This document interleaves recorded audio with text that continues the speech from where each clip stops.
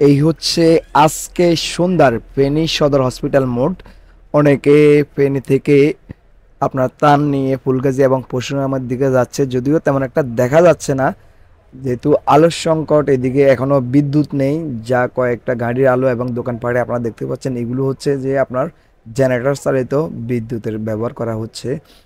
তো আমি ওইদিকে ফুলগাজী বন্যার পরিস্থিতি ভিডিও করতে গিয়েছিলাম। তো আসার সময় লেট হয়ে গেছে, এই দিকটা আপনাদেরকে দেখানোর চেষ্টা করতেছি। আপনারা হয়তো দেখতে পাচ্ছেন না, বা অথবা দেখতে পাচ্ছেন আপনারা।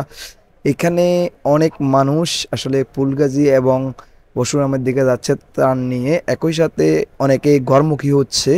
আমরা দেখতে পাচ্ছি যে পানি যেহেতু কিছুটা নেমে গেছে, যারা উঁচু স্থানে রয়েছে তাদের বাড়িঘর দেখাশোনার জন্য নিজেরা নিজেদের বসত বাড়িতে ফিরে যাওয়ার হিড়েক পড়েছে।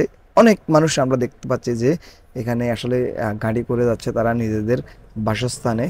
তো এই চিত্রটা আসলে আপনাদেরকে একটু দেখানোর দরকার ছিল, তাই দেখিয়ে গেলাম। যাই হোক নয়, ফুলগাজী উপজেলার বর্তমান পরিস্থিতি কেমন রয়েছে, পরশুরাম পর্যন্ত এখন পর্যন্ত আমার যাওয়া হয়নি। আমি চেষ্টা করব আপনাদেরকে পরশুরাম পর্যন্ত গিয়ে সেদিকের পরিস্থিতিটা আপনাদেরকে দেখানোর জন্য।